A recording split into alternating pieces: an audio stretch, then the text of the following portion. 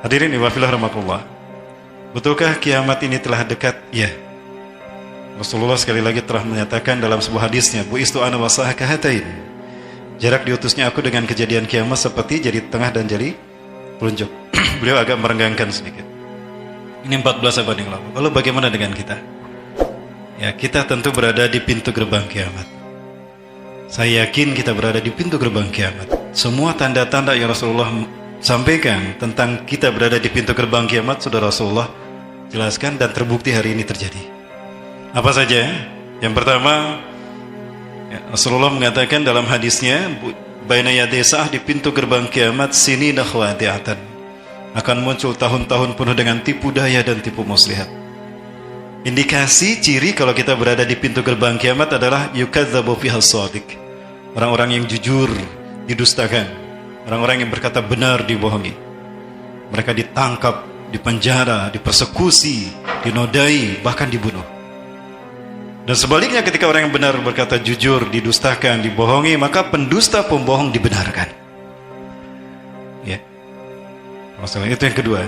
Dan indikator yang ketiga dari pintu gerbang kiamat telah terbuka adalah wa yu'tamanu fil kha'in. Para pengkhianat diangkat menjadi pemimpin, penguasa, pejabat. Ya.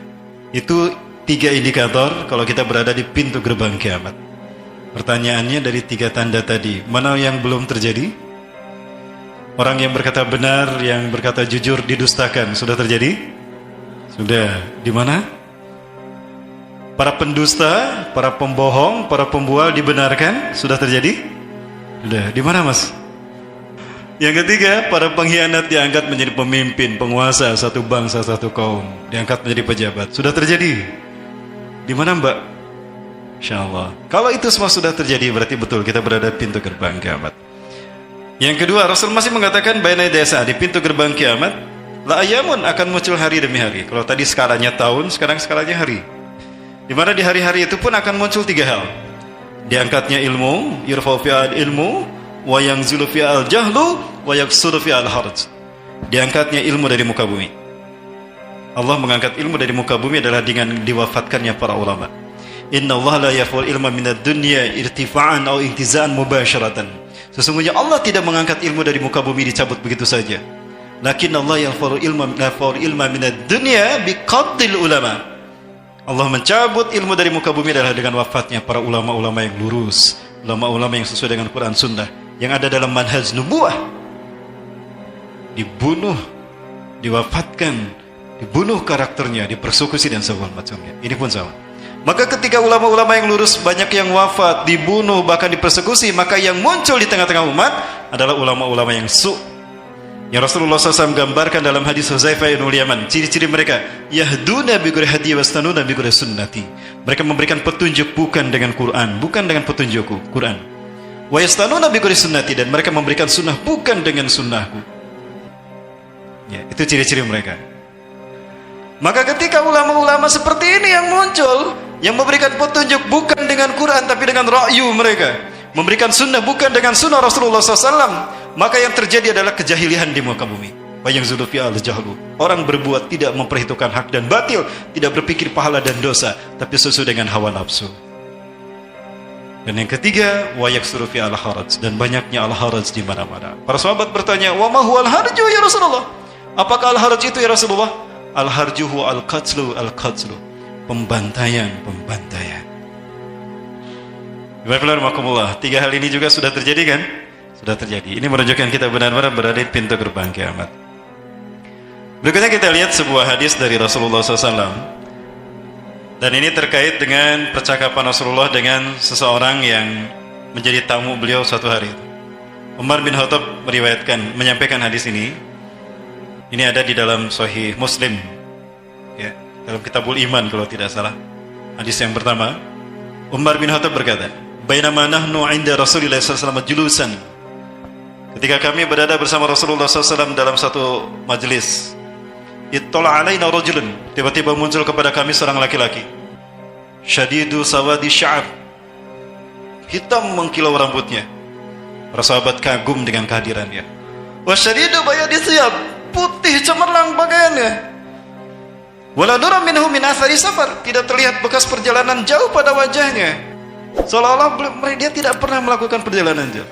Lalu duduk di hadapan Rasulullah SAW, sila di hadapan Rasulullah, meletakkan kedua lututnya dikenakan dengan kedua lutut Rasulullah SAW. Wa yada'u yadayhi fawqa fahzain Nabi, meletakkan kedua telapak tangannya di atas paha Rasulullah SAW. Kemudian dia berkata, ya Rasulullah, akhbirni anil iman. Wahai Rasulullah, beritakan kepadaku apa itu iman. Rasulullah menjawab dengan iman yang rukunnya 6 itu. Antu minabillah wa bi malaikatihi wa bi kutubihi wa bi nabihi wa rasulih wa bil yaumil akhir wa bil qadri khairi wa syarri. Sadaqta, benarlah engkau Muhammad. Fajibna lahu, kami heran kepadanya. Dia bertanya tapi juga membenarkan. Jangan ngetes ini sama Rasulullah nih. Ya, nanya kok ngebenerin. Nanya lagi tentang Islam. Akhbirni anil Islam, beritakan padaku tentang apa itu Islam. Dijawab dengan rukun Islam yang 5. Nah, setelah dijawab rukun Islam yang 5 tadi, anta syahada la ilaha illallah wa anna muhammadar rasulullah wa tuqimus salata wa tu'tiyaz zakata wa tasuma ramadan wa tahujjal baita man istata'ta ilaihi sabila. Dijawab begitu, dia berkata lagi, sadaqta, benarlah anda. Makin heran para sahabat, kenapa kok nanya membenarkan? Akhbirni anil ihsan, beritakan padaku apa itu ihsan. Rasulullah menyampaikan, anta'budallah ka'annaka tarah fa in lam takun tarah fa innahu yarak. Engkau beribadah kepada Allah selama engkau melihatnya, dan jika engkau tidak melihat Allah, yakini Allah melihatmu. Nah, yang berikutnya nih, beliau bertanya, akhbirni mata taqumus sa'ah, beritakan padaku kapan kiamat terjadi. Saat itu Rasulullah tersenyum. Mal mas'ulu bi'alama minasail, yang ditanya tidak lebih tahu dari yang bertanya. Kita sama-sama nggak tahu mas bro. Ya, tersenyum dia. Lalu dia berkata lagi, akhbirni an asyratiha, kalau begitu beritakan padaku tentang tanda-tandanya. Nah, Rasulullah menjawab, antalidal ammatu rabbataha. Tanda yang beliau sampaikan pertama kali ketika ditanya orang ini apa tanda kiamat adalah antalidal ammatu rabbataha, seorang budak melahirkan majikannya. Apa maksudnya budak melahirkan majikan? Ada beberapa ulama memberikan takwil terhadap hadis ini, ulama kontemporer. Ada yang mengatakan anak memperlakukan ibu sebagai pembantu. Sudah terjadi belum? Sudah terjadi. Anak yang mau sekolah, mami mana ini bajunya kok belum diistrika? Istrika dulu ah. Malu dong saya di hadapan teman-teman, masa pakai baju sekolah? Kusut. Ibu diperlakukan seperti pembantu. Sudah terjadi? Sudah. Baik.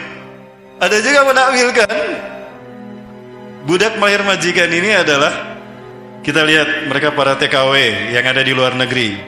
Mereka mengandung anak dari majikannya karena mereka didodai oleh majikannya, sehingga mereka mengandung hamil dari majikannya. Maka lahirlah anak-anak majikan dari para budak. Ada juga yang mengatakan demikian, dan ini sudah terjadi.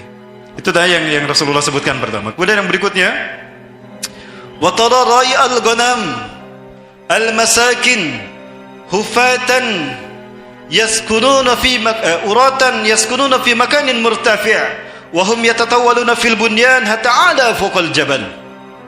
Engkau akan melihat para pengembala kambing yang miskin, telanjang kaki, telanjang badan.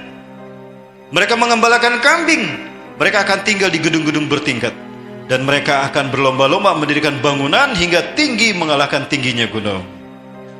Sudah terjadi belum yang satu ini? Sudah juga. Di mana? Di Arab Saudi. Rabb Allah. Ini adalah Mekah zaman dulu, di zaman Nabi Ibrahim. Gambarannya seperti ini. Wadin gharidiz ghairu dzar ini damaitikal muharram. Satu lembah yang tidak ada kehidupan sama sekali. Tidak ada seekor rumput pun. Tidak ada air setetes pun. Susah di sana. Inilah lembah Arab dulu, Mekah zaman dulu. Ya. Dan ini gambaran Mekah di zaman Rasulullah SAW. Sudah mulai ada bangunan, sudah mulai ada Ka'bah tinggi, dan gedung-gedung juga sudah ada, namun tidak setinggi apa yang tadi disebutkan Rasulullah SAW di akhir zaman nanti. Dan ini Mekah hari ini, gambaran Mekah yang seperti dijelaskan oleh Rasulullah SAW. Para pengembala kambing yang dulu mereka miskin, telanjang dada, tanpa alas kaki, mereka sekarang tinggal di gedung-gedung bertingkat. Mereka kaya raya. Bahkan mereka berlomba-lomba mendirikan bangunan hingga tinggi mengalahkan tingginya gunung. Dan ada yang menarik di sana disebutkan oleh Rasulullah SAW, yaitu bayang-bayang asah menutup Ka'bah. Tanda kiamat telah dekat apabila kamu melihat bangunan yang tinggi, lebih tinggi dari Ka'bah, lebih tinggi dari Masjidil Haram, dan As-Sa'ah di sana menutup Ka'bah. Waktu pertama saya membaca hadis ini, saya kurang begitu paham apa maksud Rasulullah SAW bayang-bayang As-Sa'ah menutup Ka'bah. Begitu berdiri Zamzam Tower, saya baru paham ini yang dimaksudkan oleh Rasulullah SAW.